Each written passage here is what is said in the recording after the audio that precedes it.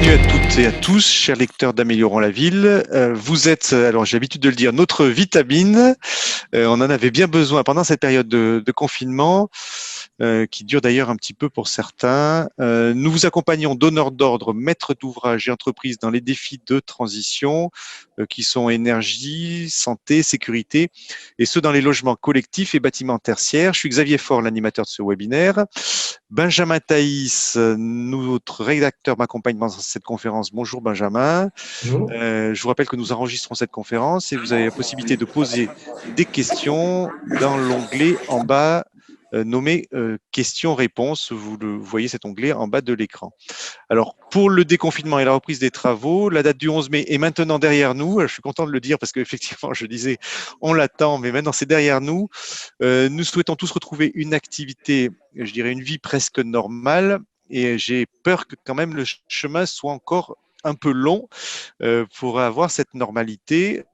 Si nous regardons un peu plus loin, nous appelons de nos voeux un plan de relance prévu pour la rentrée. C'est Bruno Le Maire qui l'a annoncé et on le souhaite qu'il soit climatique pour éviter une autre catastrophe qui serait plus lointaine. Peut-être, j'entends un petit son derrière moi. C'est peut-être Hervé qui a un petit bruit. Il faut couper le micro, Hervé, si vous ne parlez pas. Donc, pour éviter une autre catastrophe, là, je parlais de climatique, dont le traitement est heureusement connu, contrairement au coronavirus. Et pour le climatique, c'est décarboner. Alors, profitons-en.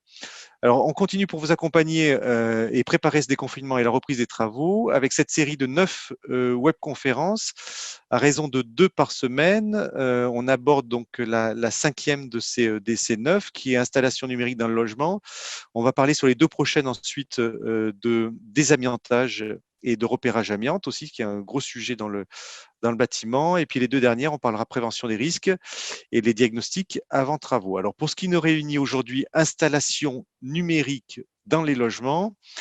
Le télétravail a permis à nombre d'entre nous de continuer nos activités. On voit à quel point le numérique était important.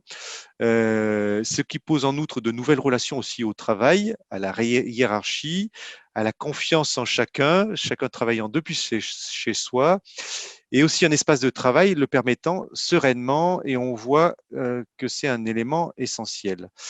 Les installations numériques à partir du 17 mars sont devenues indispensables, le débit Internet étant le nouveau Graal de la télétravailleuse, du télétravailleur, de nos enfants, pour la continuité pédagogique, de la famille tout entière, alors qui a peut-être consommé un peu trop d'écran pendant ce confinement. Ces installations numériques sont aussi celles des pilotages énergétiques, électriques, des services généraux, on en parlera Didier Caz dans l'immeuble, bon, tout un écosystème. Et de plus, nous avons besoin, pour rester dans nos logements en bonne santé, d'avoir une qualité de l'air importante, de bonnes factures. Et on voit qu'il y a aussi des installations qui permettent de les mesurer. Donc le numérique, c'est quelque chose de plus large qui intervient dans le logement. Alors nous l'avons tous compris, les installations numériques dans les logements sont centrales. Les plans de relance économique devront en tenir compte. J'ai assez parlé.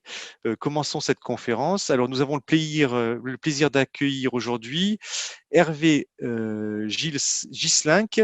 Pardon Hervé, bonjour Hervé, directeur des ventes chez Qualitel, Philippe Riffaut, délégué général Fédération française des intégrateurs électriciens FFIE, Didier Caz, responsable relations externes fibre chez Orange, et Véronique Vélez, responsable du département innovation et prospective au sein de l'USH, Union sociale de l'habitat. Je crois que l'USH, c'est 650 bailleurs sociaux en France, juste pour rappeler les quelques chiffres, mais on reviendra là-dessus.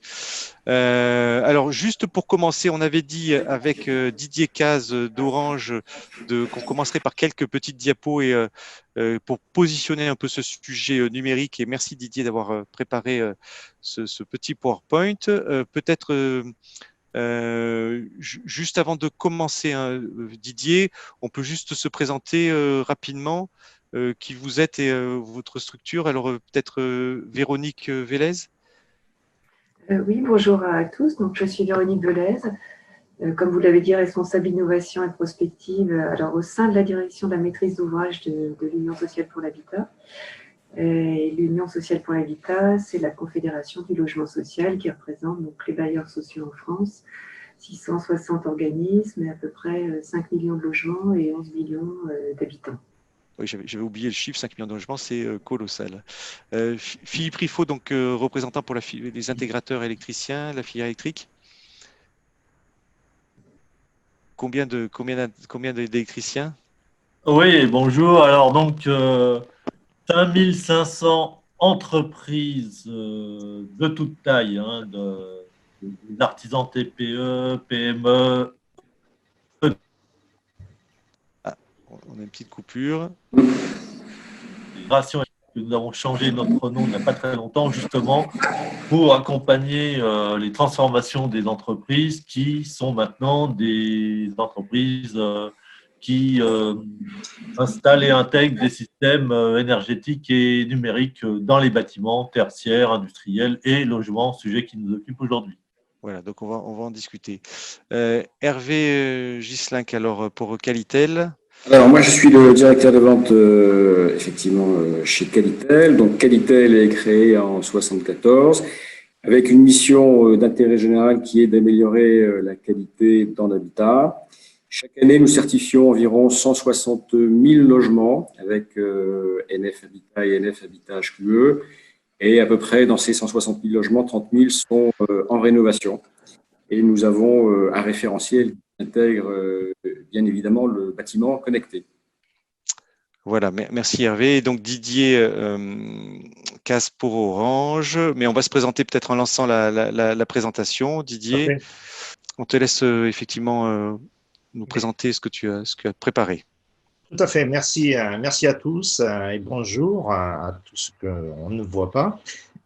Donc, je suis Didier Caz, je suis responsable des affaires publiques à la direction de déploiement de fibres d'Orange France. Et justement, le sujet tient bien, je pense, aujourd'hui au niveau de l'actualité, puisque j'en profite pour réaffirmer donc notre engagement pour le déploiement du FTTH donc, et de la 4G. Et bon, j'aurai l'occasion de revenir sur tout cela donc à fur et à mesure que je vais faire défiler. Alors, avant même déjà de rentrer sur le avant, le pendant et le après Covid, je voulais simplement replanter le décor. On s'est aperçu on y reviendra après, que accéder aux outils numériques, c'était quand même capital. Ça a été capital jusqu'à aujourd'hui et c'est loin de l'être fini. Et donc, pour cela, quand même, il y a un enjeu. Ce premier grand chantier du XXIe siècle qu'a voulu le gouvernement, c'était avant tout qu'il y ait donc un accès du numérique, du très haut débit partout en France, partout dans l'Hexagone. Et donc, l'agence du numérique nous a toujours rappelé qu'il fallait, avant fin 2022, que au moins 80% des foyers français soient accessibles donc au très haut débit. Orange, dont il y a 2 opérateurs privés qui ont accepté de signer l'engagement, c'est-à-dire qui se sont vraiment engagés et donc sous sanction pécuniaire si on n'atteint pas les objectifs en la matière pour tenir donc les délais et la cadence des déploiements. Je rappelle tout simplement que d'ici 2020, il fallait qu'il y ait à peu près un bon débit pour tous. Et on a vu combien ça pouvait être important, ne serait-ce que pour la fluidité des messages, des vidéos, des webconférences. Évidemment, avoir un peu de débit, c'est quand même assez important. Et il fallait surtout avoir de la 4G aussi, partout, pour tous. 2022, il faut au moins, l'objectif du gouvernement en la matière, c'était qu'il y ait au moins du 30 mégas partout en France. Et au-delà, donc 2025, qu'il y a au moins du 100 mégas. C'est une ambition, c'est l'ambition. Alors, où c'est que nous en sommes aujourd'hui? C'était assez important quand même de faire un bilan. Je voulais simplement rappeler que seulement sur l'année 2019, plus de 4 millions, enfin presque 5 millions de locaux ont été rendus raccordables donc à l'accès au très haut débit, alors que l'année précédente, à peu près un peu plus de 3 millions seulement avaient été faits. Comme quoi, de 2018 à 2019, il y a eu une forte accélération en la matière, et ce qui portait quand même sur le plan national à peu près un peu plus de 18 millions de locaux accessibles au très haut débit. Ce n'est pas tout, il y a bien plus de locaux que ça en France, mais déjà à fin 2019, on était quand même assez bien. Alors simplement pour dire que rien que sur l'année 2019, Orange, rien qu'en fonds propres, en a équipé près de 3 millions, presque 3 millions de logements, alors que un peu moins de 5 millions ont été faits globalement en France. Donc, c'était quand même assez important. Vous voyez un petit peu notre implication sur le plan du déploiement. Sur le plan de la 4G, c'est aussi pareil, c'est la même manière. On a besoin de pouvoir accéder à beaucoup de services aussi grâce au mobile. Et donc, ce qu'on peut dire, c'est qu'en 2019, c'était plus de 7000 relais mobiles qui étaient activés, qui amenaient le taux de la population couverte voix SMS. Je ne vous parle pas forcément de pouvoir regarder des films avec et tout ça, mais au moins avoir de la voix, de la SMS, à plus de 99% du territoire, enfin de la population était couverte en France. C'est quand même pas rien. Dès début 2020, 90% des sites mobiles Orange ont été convertis, donc étaient déjà convertis à la 4G. On voit bien que quand même ça avance. Alors, on va en arriver un petit peu au sujet qui nous rassemble aujourd'hui. Les différents impacts, par exemple, nous aussi, comme toutes les entreprises en France, les petites, les grandes, les moyennes, tout le monde a été largement impacté donc, par le fait du Covid-19. Et je voulais simplement vous rappeler que, pour montrer un petit peu, ne serait-ce qu'Orange, en la matière, par rapport aux moyens RH et financiers, je voulais simplement rappeler une chose. Nous avons en France, rien qu'en France, je ne vous parle pas sur le plan mondial, mais rien que sur le plan français, on soutient en gros presque 400 000 emplois. Ce n'est pas rien, c'est-à-dire entre les nôtres en fonds directement Orange et tous nos sous-traitants. C'est 400 000 emplois qui sont soutenus. Ce qui veut dire que quelque part, la moindre défaillance d'un groupe comme le nôtre, ça a un gros impact quand même sur la population française en matière d'emploi. C'est rien, on a 90 000 salariés en direct Orange et tout le reste, donc, grâce à des sous-traitants. Ça veut dire que, en gros, on multiplie par 4 et c'est quand même pas rien. Je vous passe le côté impact financier et économique.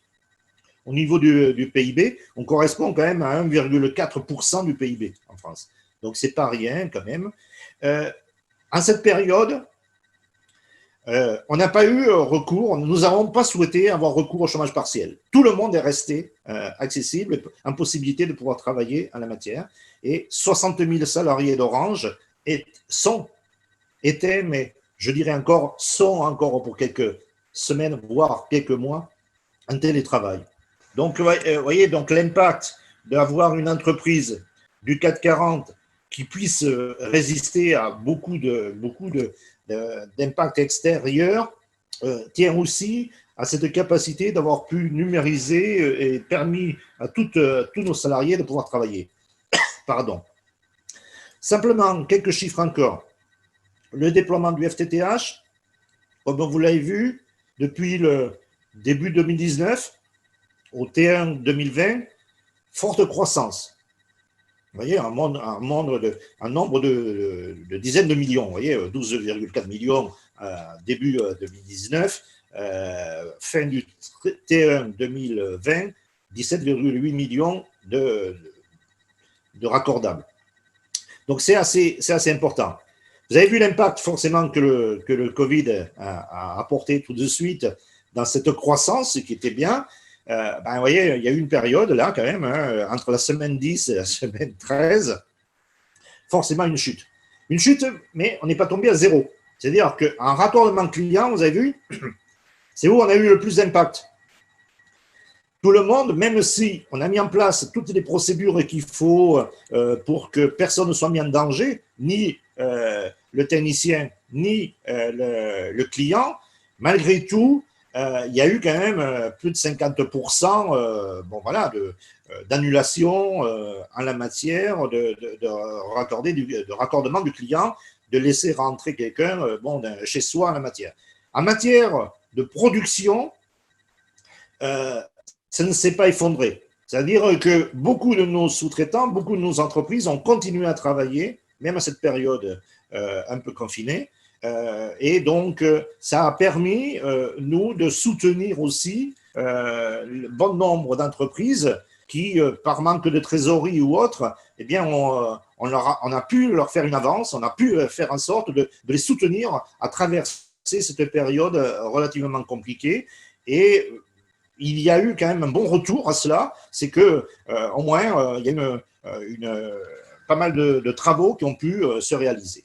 Et donc, pour terminer un peu mon exposé, je voulais simplement dire que les premiers constats de cette mesure de l'après-Covid-19 a montré et a démontré que la crise sanitaire, que les réseaux de communication et les outils numériques sont devenus indispensables tant à l'économique qu'à la cohésion sociale et territoriale. Xavier l'a bien résumé l'ensemble, c'est-à-dire qu'on a vu qu'on pouvait apprendre, on pouvait continuer l'école, on pouvait continuer à travailler dans certains cas de figure, on pouvait continuer à faire des études, à préparer ensuite les travaux et tout ça. On pouvait faire beaucoup de choses, même en restant en étant à 30 km, à 50 km, même en étant à 100 km d'un cœur de ville, grâce justement à ce morceau de câble, à ce morceau de fil qui nous permettait de rester connectés. Elle a pointé par contre des insuffisances aussi, de couverture à défaut. C'est-à-dire que les déploiements ne sont pas finis. Et oui, nous n'avons pas fini. Nous avions quand même encore 3-4 ans devant nous pour terminer. Et donc, c'est vraiment, on a vu ce côté défauts qui sont apparus. Et donc, il faut d'urgence y remédier. Même ceux qui n'ont pas jusqu'à aujourd'hui accepté que la fibre arrive jusque dans leur immeuble ou dans le logement et tout ça, ont pu constater que s'ils avaient eu du débit, ils auraient pu vivre autrement en période de confinement. Et donc, quelque part, il est grand temps d'aller plus loin. Ça a été aussi révélateur aussi d'une fracture numérique. Oui, elle existe encore. On pensait qu'elle avait tendance à disparaître. Et non, on a bien vu que les usages et même l'électronisme a fait foi, c'est-à-dire que tous ne sont pas familiarisés avec l'outil numérique, ne savent pas forcément, tous n'ont pas fait les démarches aussi en la matière pour faire évoluer leur façon de travailler avec les outils numériques, y compris pour connecter l'immeuble, connecter les services généraux, on va dire, tout ça. Et donc, on a bien vu qu'il y avait quand même des failles, un petit peu, dans tout cet écosystème, et qu'il faudrait qu'on travaille tous ensemble. Enfin, les nouveaux enjeux qui s'imposent sont évidents. Ça ne va pas d'un claquement de doigts comme ça tout redémarrer comme on aimerait que ça démarre et comme certains l'ont laissé supposer. Il va falloir à un certain moment, il va falloir se réadapter un petit peu à travailler autrement.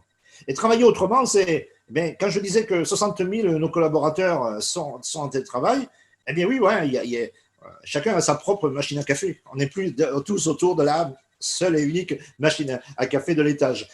On va travailler vraiment autrement. Il va falloir savoir être plus autonome, mais en même temps pouvoir être tout aussi efficace grâce à ça, justement, parce que quand on est en télétravail, il y a moins de ces problèmes de distance, il y a moins de problèmes, il y a plein d'autres problèmes qui ne sont pas là, et donc on peut rester performant en la matière.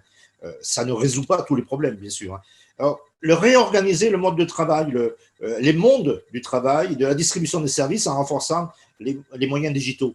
Oui, évidemment, où on n'est pas indispensable d'aller, autant utiliser les outils numériques. Et là, c'est un vrai...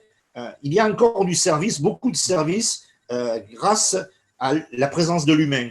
Et c'est vrai que quelque part, ça fait du bien à tout le monde, on le voit bien, hein, 2 mois sans voir du monde, parfois c'est pesant. Mais malgré tout, il y a des métiers, il y a des choses qui peut-être pourraient évoluer. On n'aurait pas besoin de se déplacer autant s'il y avait des liaisons qui étaient mises en place et tout ça. Donc je pense que c'est ça, utiliser les moyens de travailler. C'est vrai qu'on va avoir, on va pas travailler pareil, c'est-à-dire qu'on va on va utiliser les distances, on va être précautionneux par rapport à beaucoup de choses, et donc il va falloir tout réinventer un petit peu. C'est déjà amorcé, heureusement, grâce à la reprise.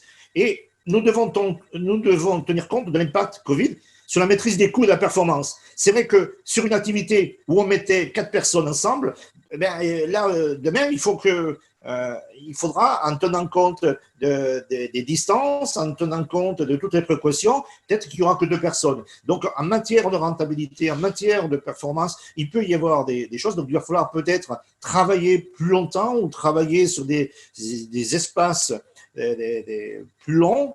Je ne sais pas, mais il va falloir retravailler. Et la maîtrise des coûts, c'est-à-dire que utilisation de masques, utilisation de matériel nouveau, utilisation de choses pour tenir compte justement des dangers, de la sécurité des uns et des autres, eh bien, ça va avoir un coût supplémentaire. Et donc, il va falloir en tenir compte aussi sur le fait d'accepter de payer parfois plus cher certaines activités. Et enfin, favoriser la remontée en cadence de la production de fibres et des déploiements sur les sites immobiles, c'est notre ambition, c'est-à-dire qu'on est tous repartis. Donc voilà, c'est ce que je voulais vous dire un petit peu par rapport à l'état d'esprit d'Orange en la matière. On ne s'est pas du tout arrêté, on a continué à essayer de maintenir l'aspect économique, maintenir en sorte que quand même la France ait du téléphone et de l'Internet même à cette période un peu plus compliquée. Et de par les échanges que nous aurons les uns les autres, voilà, j'apporterai des précisions peut-être quant à la manière de fonctionner. Merci. Merci Didier Cazes pour cette ouverture de conférence. Alors juste pour rebondir là-dessus, sur ce tableau, effectivement, on voit que Orange a soutenu toute la filière et donc on parle d'installation numérique dans le logement aussi. Aujourd'hui, finalement, les entreprises électriques, Philippe Riffaut, où est-ce qu'elles en sont? Si on regarde ce point-là. Et puis, on avait aussi parlé, Philippe, du bâtiment connecté de manière plus large. C'est que c'est tout le bâtiment qui est connecté. Oui, vous m'entendez parce que là, je ne vois plus rien. Moi, mais... Bon, bonjour à tous à nouveau. Donc, premièrement, alors les entreprises d'électricité, où en sont-elles aujourd'hui? Donc, je rappelle simplement ou j'informe que Philippe, pas un bon. Je précise que les électriciens, donc représentés notamment par la FFIE, vous m'entendez là? C'est bon là, ça marche. C'est bon. Ouais. Donc c'est un peu plus de 200 000 salariés France entière qui ont été quasiment tous à l'arrêt, puisque là on est vraiment dans le non télétravail, puisqu'on est sur des chantiers, tout simplement.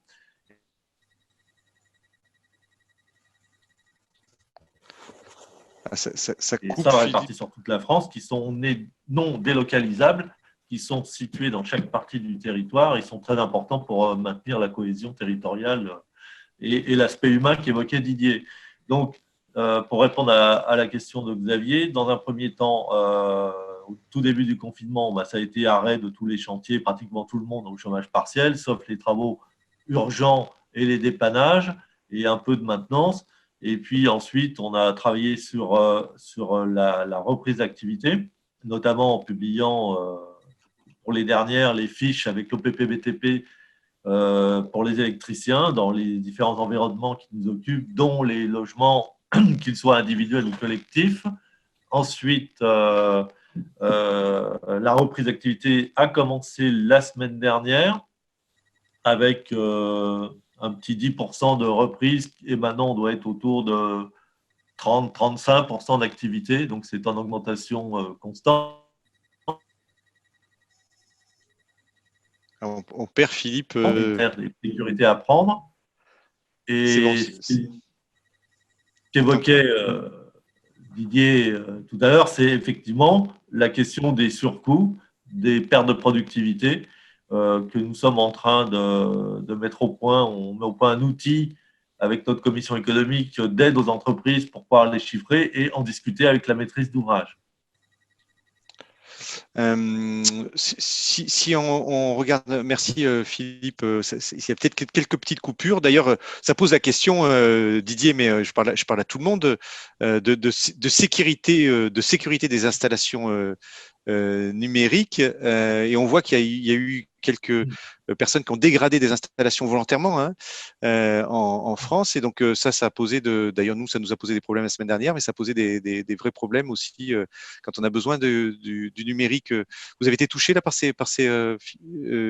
Didier, par ces problèmes techniques de dégradation volontaire? Oui, oui, on a été touché d'ailleurs, ça a fait la une de certains journaux parisiens à la matière, oui. Hélas, on voit bien que il y a des endroits bon, plus fragiles que d'autres du réseau. Malgré tout, le meilleur moyen d'avoir des bonnes connexions et tout ça reste quand même le filaire.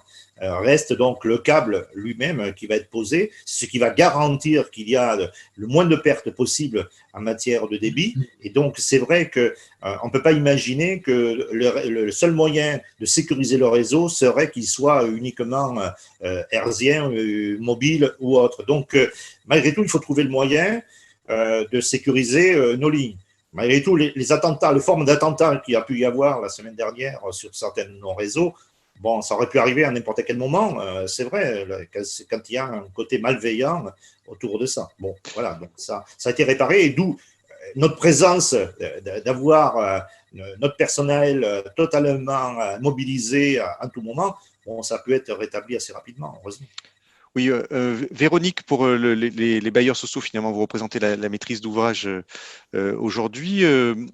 En préparant cette conférence, vous disiez que effectivement, cette crise était un accélérateur, hein, du projet de développement numérique. Vous, aujourd'hui, au niveau de l'USH, vous en êtes où, et comment vous voyez la ligne pour les prochains mois et années?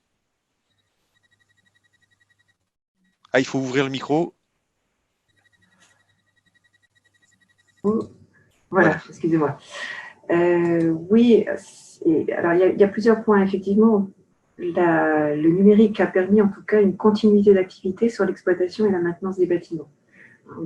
Ça a permis de continuer à les entretenir, à gérer les fluides. Donc, c'était essentiel, et ça a permis une maintenance plus efficace. Ça a aussi fait évoluer, bien sûr, nos modes de vie à l'intérieur de la cellule du logement. Ça, vous en avez parlé en introduction, hein, mais sur la scolarité, sur le télétravail, effectivement, sur les consultations de santé en ligne, l'accès aux droits, les loisirs, la consommation à l'intérieur du logement. Et du coup, ça va forcément nous interpeller sur la conception et l'évolution du logement demain, avec des hypothèses d'évolution qui sont sur l'habitat propre, l'habitat filtre, l'habitat jardin, l'habitat monde, l'habitat entreprise, des scénarios qui avaient été identifiés dans un livre qui date d'il y a 20 ans par un consultant en innovation qui s'appelle François Bélanger, et qui sont tout à fait encore d'actualité. Alors, pour revenir effectivement sur l'impact de la crise, là maintenant, je disais, elle a pu se faire, et du coup, ça a sans doute initié un certain nombre de projets de numériser le parc ou des installations techniques d'organismes HLM, c'est clair. On entend aussi beaucoup d'interviews en ce moment, d'articles qui disent qu'il y a urgence à accélérer la transformation numérique du secteur du logement, que ce soit sur l'ensemble du process, donc de l'autorisation d'urbanisme à la tenue d'une AG de copropriété, par exemple. Je pense que cependant, il y a quand même aussi des mises en garde contre une numérisation excessive de tous ces échanges, qui portent aussi en eux des crises de risques, et non pas sanitaires, mais des crises informatiques ou de virus informatiques. Et donc, on doit aussi veiller collectivement à ne pas tirer d'enseignements trop marqués en faveur du numérique. Donc, on voit bien qu'il y a une accélération. Il faut numériser, il faut effectivement faire attention, et en même temps se pose plus largement que le bâtiment ou le logement connecté, la notion de bâtiment résilient. Et on a aussi tendance, il y a des débats qui apparaissent sur bâtiments low-tech versus high-tech. Alors, je ne sais pas s'il faut les opposer, hein, mais on est plutôt sur un enjeu de bâtiments intelligents et résilients, les deux, plutôt que seulement connectés. Donc, oui. Il s'agit pour nous de penser l'usage de la technologie numérique en tenant compte de ces impacts environnementaux, des impacts environnementaux du numérique. Oui, ce que vous voulez dire, c'est qu'effectivement, cette accélération, il faut aussi être vigilant sur certains aspects. On parlait aussi de maintenance, effectivement, du comment on numérise le bâtiment. Ben, ça impose, effectivement, vis-à-vis de la sécurité et vis-à-vis du bâtiment, une maintenance accrue. On va y revenir. Et puis, on va revenir sur ces sujets-là. Je voulais, avec vous, Hervé, continuer sur tirer le fil de ce que vous disiez, Véronique, pour Qualitel. Vous, aujourd'hui, les clients, puisque vous travaillez pour de nombreux promoteurs, constructeurs, aujourd'hui, les Oui. clients, comment ils voient ce numérique? Est-ce que finalement le Covid a changé leur vision? Et est-ce que vous pensez qu'il va y avoir un accélérateur sur les installations numériques dans les logements? Alors, ça, l'avenir le dira assez rapidement. On sent quand même qu'il y a des demandes assez fortes pour que les logements désormais soient connectés. Cependant, moi, j'aimerais préciser qu'on a fait, tous les ans, on fait un baromètre qualité, c'est-à-dire qu'on interroge avec Ipsos un certain nombre d'usagers. On l'a fait en 2018 sur la rénovation et sur l'habitat connecté. Donc, c'était intéressant de voir avant Covid ce que pensait l'usager du logement. En fait, il y a quelques constats clairs. 3 logements sur 10 possèdent au moins un équipement connecté. C'était le cas avant l'événement du Covid. La perception de l'usager, c'est que le logement connecté contribue à améliorer la qualité du logement. Trop onéreux au regard de l'utilité perçue. Ça, je pense que les choses peuvent changer. Et puis, il y avait 2 points complémentaires qui étaient la notion pour l'usager d'onde à l'intérieur du logement, avec cette approche un peu de santé, et ensuite la sécurité des données comme un élément essentiel. Ça, c'était la perception que peut avoir l'habitant de son logement lorsqu'on lui parle d'habitat connecté. Donc, il y avait en tout cas un gros effort à faire pour que l'habitat connecté soit appréhendé par tous de façon un peu différente. Et il me semble que l'événement Covid qu'on a vécu fait que la perception du logement connecté a dû changer. Ce serait intéressant de refaire cette interrogation auprès de l'habitant. Mais pour nous, Qualitel, le sujet principal, c'est la qualité dans l'habitat. Et on voit que forcément, il y a un certain nombre de paramètres à prendre en compte dans la qualité du logement et d'un logement connecté en particulier. Ce qui nous semble, nous, important de dire, c'est que d'autres rubriques que simplement la connectivité ou la fibre sont essentielles pour bien vivre dans un logement. Et en particulier, on traite et on imagine les sujets suivants. Si on doit travailler davantage à son domicile avec cette notion de télétravail qui peut revenir, on pense que la qualité de l'air intérieur est impactée, la fonctionnalité des lieux, il faut prévoir des espaces, il faut prévoir des endroits séparés où on peut s'isoler, où on peut travailler.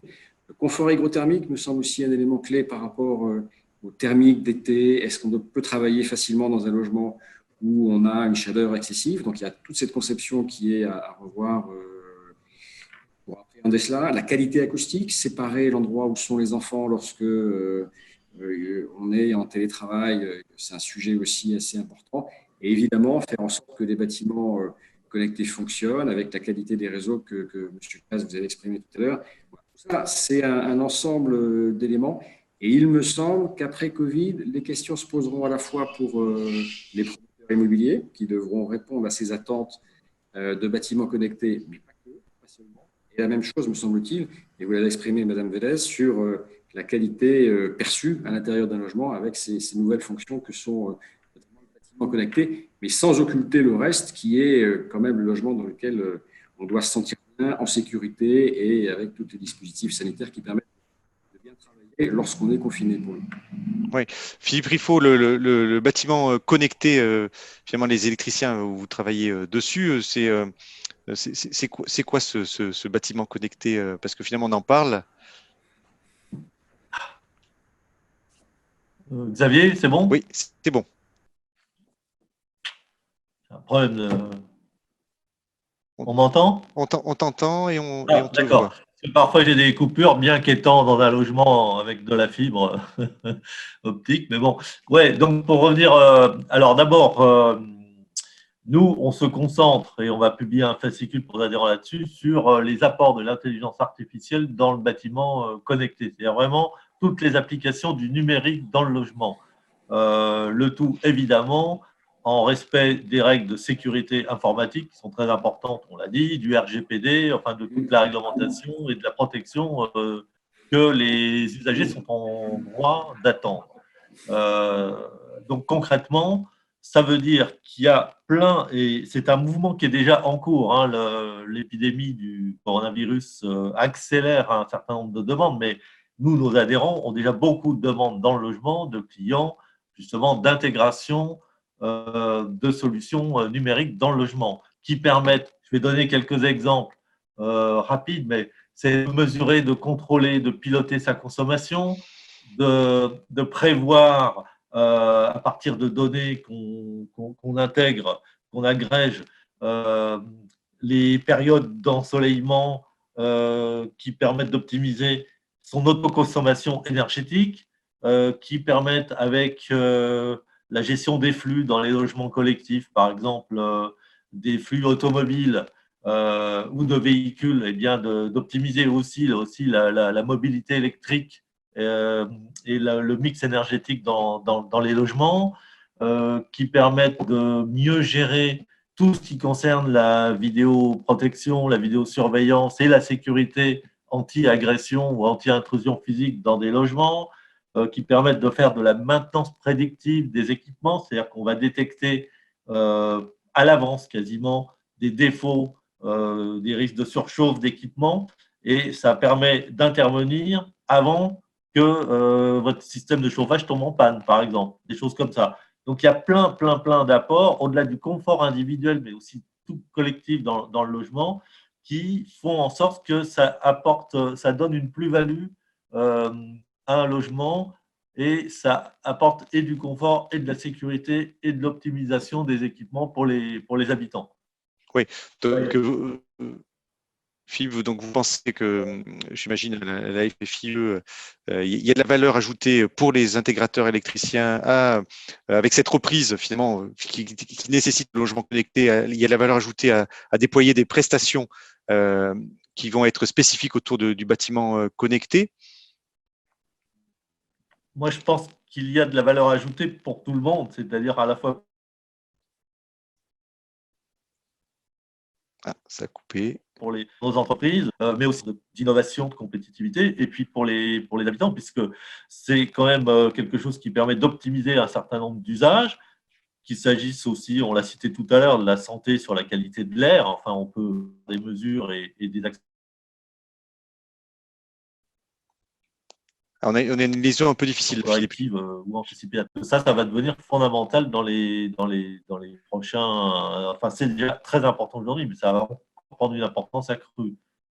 Véronique Velez, pour l'USH, aujourd'hui, est-ce que les bailleurs, vous pensez que la maîtrise d'ouvrage va vouloir finalement financer, parce que finalement, on voit tous les enjeux qu'il y a autour du bâtiment connecté, il y a des financements qu'il y a.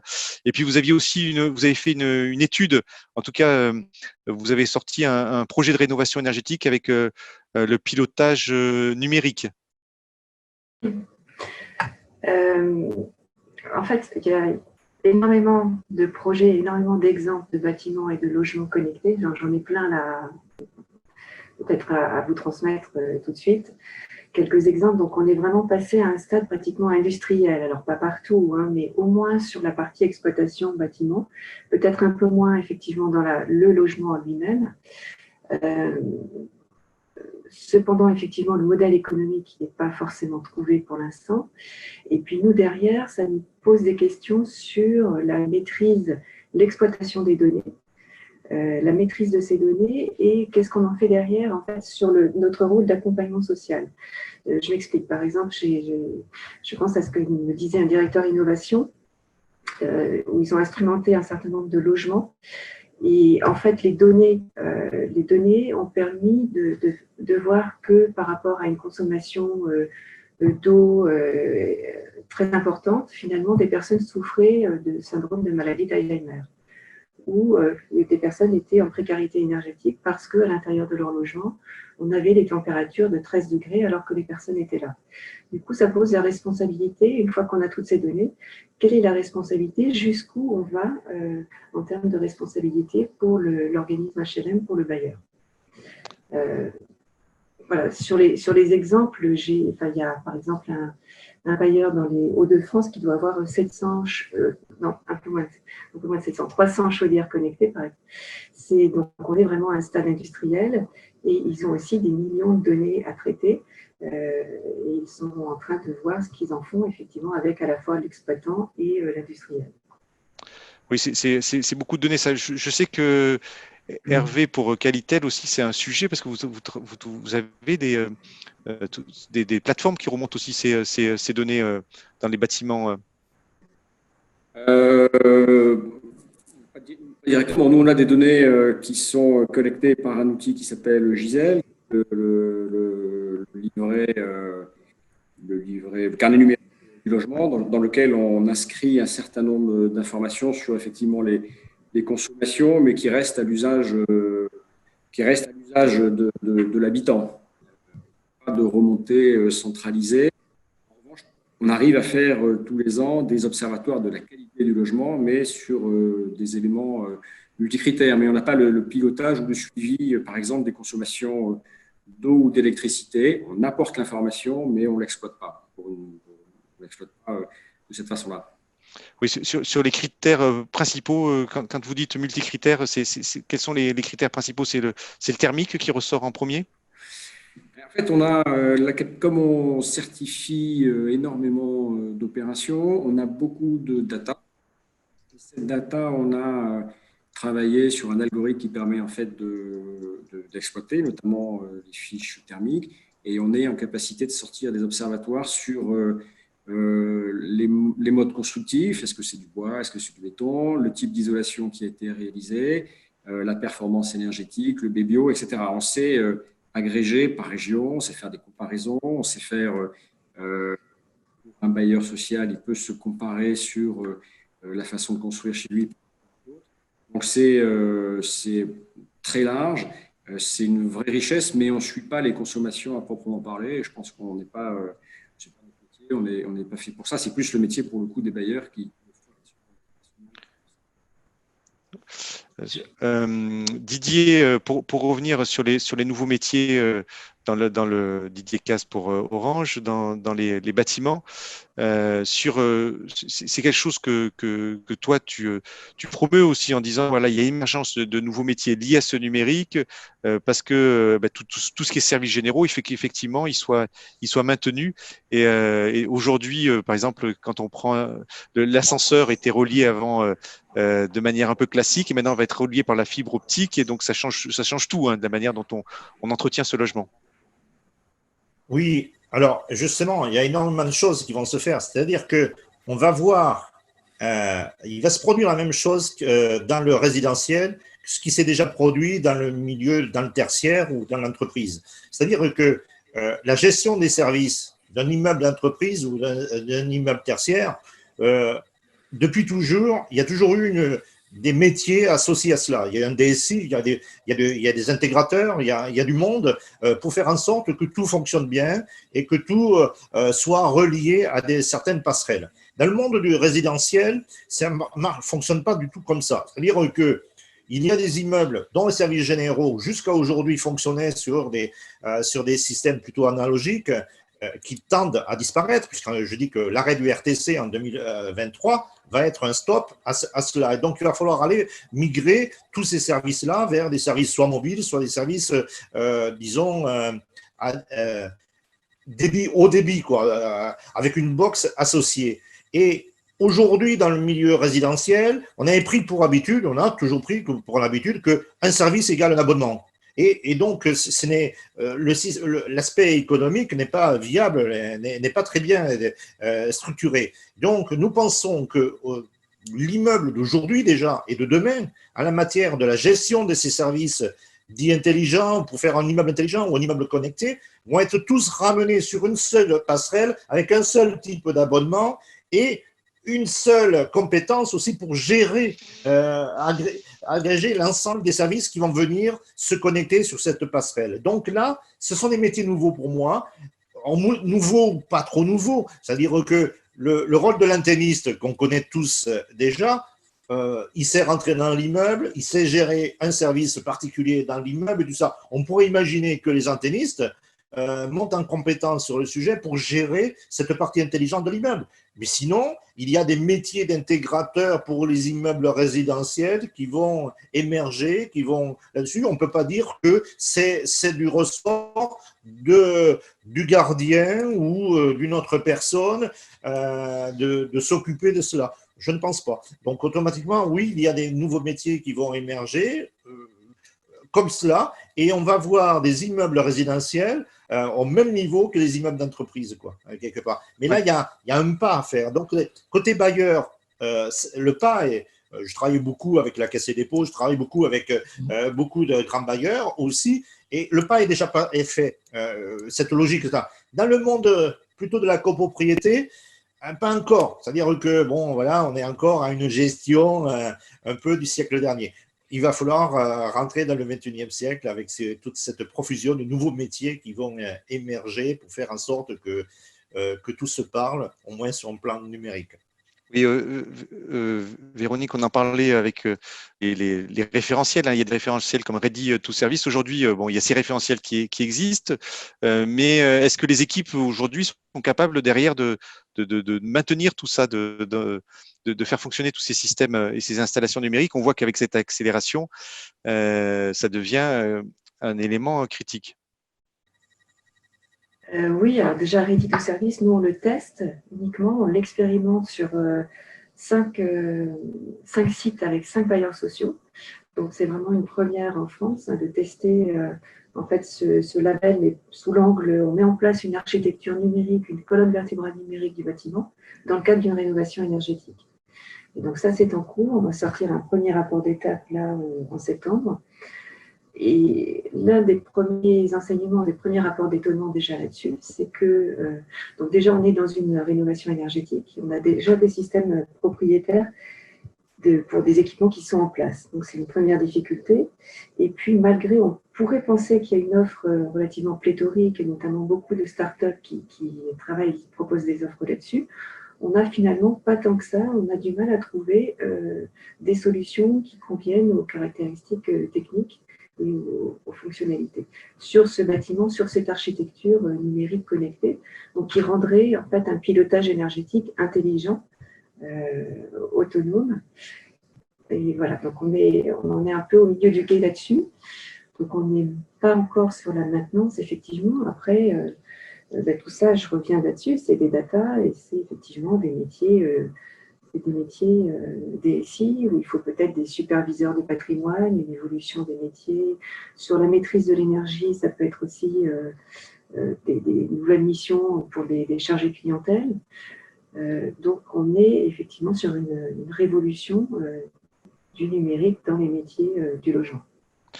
Hervé, pour Qualitel, finalement, ces nouvelles certifications, est-ce qu'elles elles s'insèrent dans vos certifications ou vous avez aussi des certifications qui sont vraiment que sur le numérique? Comment ça s'embrique toutes ces choses-là? Alors nous, en effet, c'est une rubrique parmi d'autres. Hein. Nous, on est sur la qualité globale du logement. On a un référentiel qui s'appelle NF Habitat et NF Habitat HQE. Il y a trois enjeux et 12 engagements. Et dans la qualité de vie, il y a le bâtiment connecté. Mais le bâtiment connecté nous semble un élément essentiel, émergent et en développement, et en particulier après la phase Covid.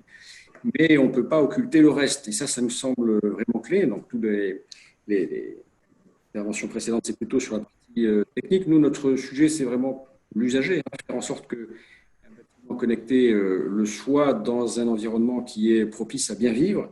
Donc, ça ne peut pas être traité sans appréhender la hauteur sous plafond, par exemple, pour qu'il y ait une ventilation quand il fait chaud. Si on travaille plus, c'est un élément important. L'acoustique, il faut vraiment que tout ça s'imbrique dans un logement multicritère.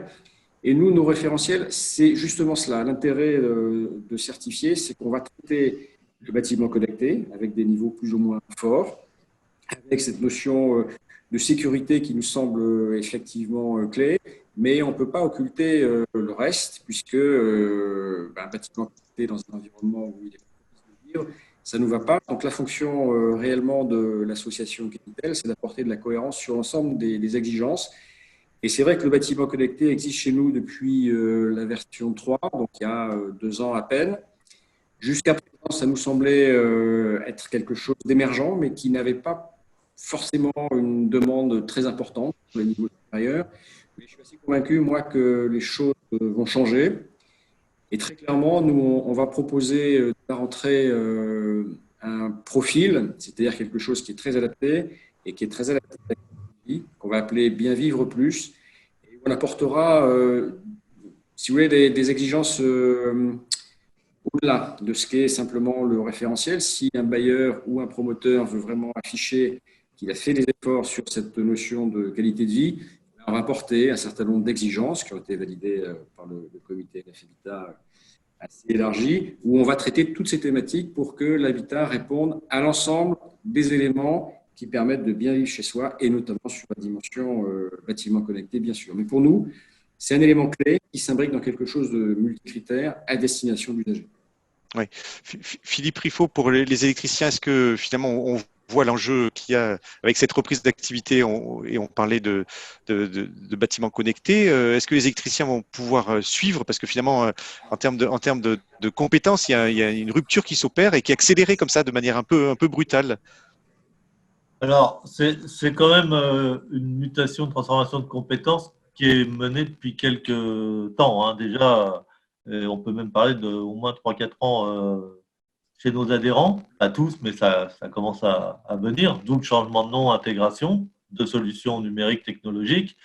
Donc, on a tout un travail avec la filière électrique d'ailleurs sur un EDEC avec le ministère du Travail sur la cartographie précise des compétences et des formations qui sont en cours de déploiement et qui sont proposées. Sur la fibre optique aussi, par exemple, j'insiste sur le fait, comme pour le reste, mais qu'il faut, si on veut de la qualité, si on veut des bonnes installations qui permettent ensuite d'optimiser l'usage du bâtiment, connecté ou pas connecté, mais connecté aujourd'hui, c'est important de faire appel à des entreprises qualifiées. Et nous, on milite pour que ça soit des entreprises qualifiées, par exemple, par Qualifelec, qualifier les entreprises dans leur maîtrise des compétences et des savoir-faire pour installer des équipements. Qualifelec, c'est un organisme qui est indépendant, qui est cofraqué et qui a des mentions, a des qualifications, par exemple, courant faible, mention fibre optique. Alors, ça, c'est le premier point, c'est l'installation, l'intégration dans le bâtiment. Ensuite, moi, je suis convaincu que pour en assurer la maintenance et la maintenance prédictive, eh bien, sont quand même, à mon avis, les entreprises qui installent les équipements qui sont bien placées pour en assurer la maintenance. Ensuite, ce que disait Didier, que je rejoins tout à fait, c'est le nouveau métier qu'on qualifie d'opérateur de service, hein. C'est une couche supplémentaire. Ça peut très bien être un électricien, un ex-antenniste, ça peut être quelqu'un d'autre.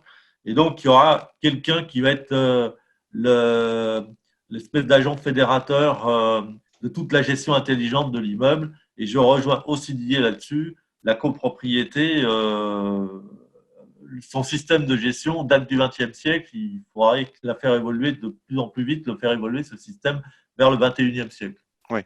C'est vrai qu'en plus, la copropriété aujourd'hui, si on fait un focus à copropriété, on en parlait hier avec toi Didier, c'est qu'elle est bloquée aujourd'hui de par ses décisions, puisque les assemblées générales ne peuvent pas se tenir.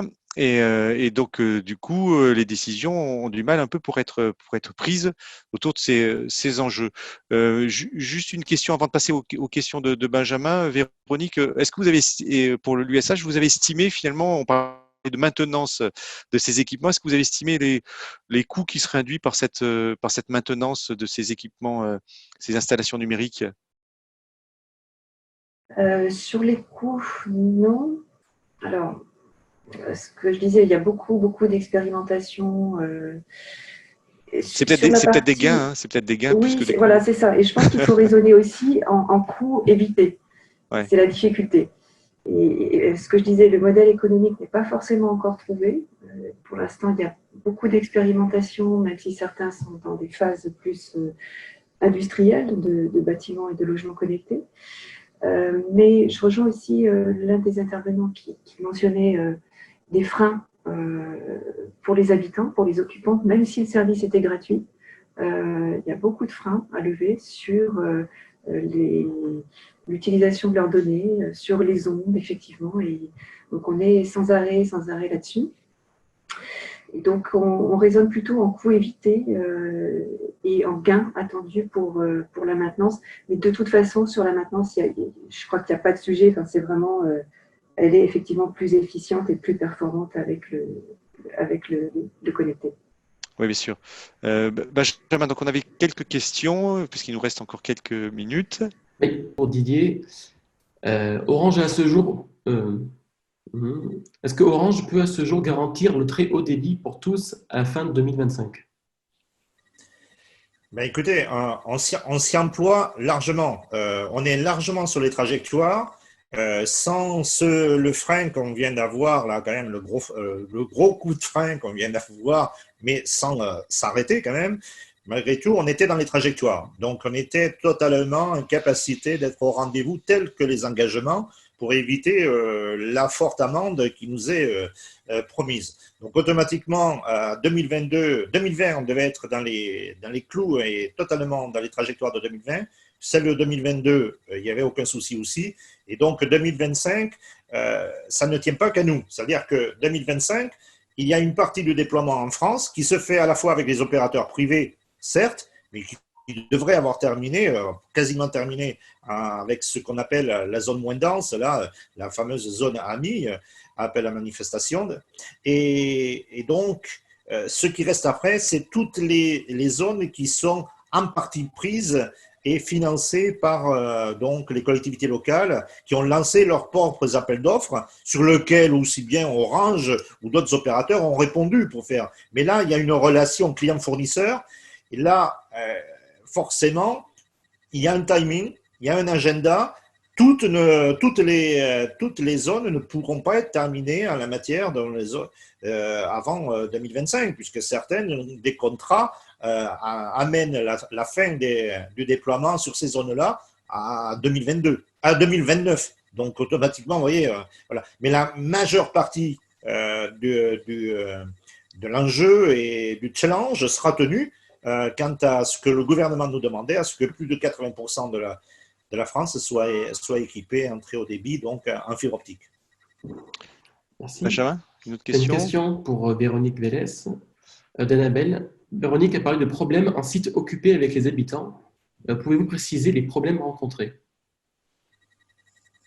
Je crois surtout, pas de problème particulier, c'est effectivement l'acceptation des solutions et je pense en fait qu'il ne faut pas partir des solutions techniques, mais bien partir des besoins et des usages des habitants.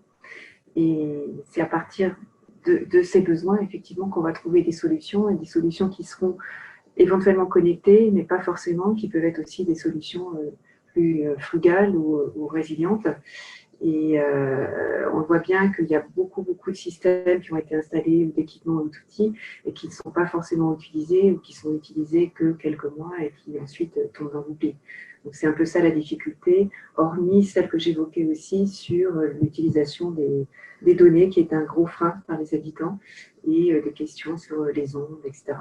Oui, ce que vous dites, Véronique, c'est qu'il ne faut pas installer tout et n'importe quoi.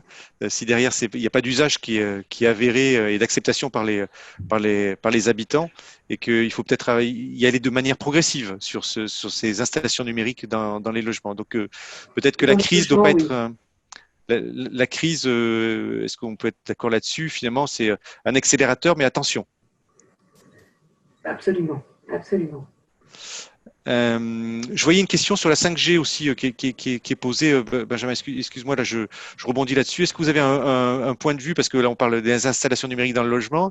On s'est dit aussi pour le numérique, la 5G c'est la solution qui va permettre de connecter tous les équipements, son frigo. Et là on peut se poser une question de frugalité aussi, hein, Véronique, son frigo avec son smartphone. Est-ce qu'aujourd'hui la 5G peut être une solution? Je vois Didier qui voulait répondre, qui opinait. Didier. Oui, alors déjà, je rejoins ce que Véronique vient de dire là-dessus, c'est que la problématique pour les gens, ce n'est pas la partie technique, c'est bien le service qui est associé dessus. Le technique, si le tuyau qui est posé, donc l'autoroute qui est posée, elle n'est pas dangereuse, elle est passive. Il n'y a rien. C'est les véhicules qu'on y met dessus. Donc les véhicules, c'est différents services qui seront proposés, qui seront plus ou moins sécurisants ou sécurisés. C'est là-dessus, suivant le type de véhicule qu'on met sur. C'est pareil que pour une autoroute. Pour en revenir donc au déploiement de la 5G. Volontairement, j'ai tout axé sur quoi? Avoir un très bon réseau filaire, donc sur la fibre optique partout en France, toutes zones confondues, même les plus reculées, et avoir parallèlement donc très bon réseau 4G. Avec ça, on répond à la majeure partie, grandement, à la majeure partie de tous les problèmes d'usagers classiques qu'on peut trouver partout, et type clientèle que par là. Ensuite vient un gros besoin en matière de développement de services plutôt collectifs et qui vont se retrouver plus sur le domaine public. Et donc, c'est équiper la voiture connectée, c'est répondre à toutes les problématiques industrielles qu'il y a dessus. Et là, la 5G, elle a son rôle à jouer. Et évidemment, la 5G, le déploiement de la 5G va en priorité prendre sur elle tous ces réseaux je ne sais pas de quelle génération on va parler, mais de tous ces réseaux donc, qui vont s'implanter pour le plan industriel, purement industriel, faire fonctionner donc tout ce côté-là sur le domaine public. La 5G n'est pas faite pour répondre aux problématiques résidentielles en priorité. Donc, oui. On est sur 2 temps là. Oui, sur le résidentiel, sur le logement, on reste sur la fibre optique. Ben oui, on a suffisamment de moyens avec ça pour faire vivre là entre même pour certains, parce que c'est pas forcément beaucoup de bandes passantes, hein, je veux dire, c'est une multiplicité de services qu'on va trouver à l'intérieur, mais ça prend pas beaucoup, excepté quand on fait de la vidéo surveillance ou choses là. Mais le reste, ça prend très peu de bandes passantes là-dessus, et donc les réseaux qui sont de plus en plus sécurisés à la matière supporteront cette croissance en matière donc de nouveaux objets, non seulement connectés dans le logement, mais aussi dans l'immeuble, pour faire en sorte que l'immeuble il soit donc c'est le smart home, le smart city, tout ça, on va tous le retrouver. Mais après, tous les grands projets d'aménagement numérique plutôt industriels là-dessus vont se retrouver sur des réseaux d'une autre génération, donc, dont la 5G qui est conçue un peu différemment que la 4G quand même.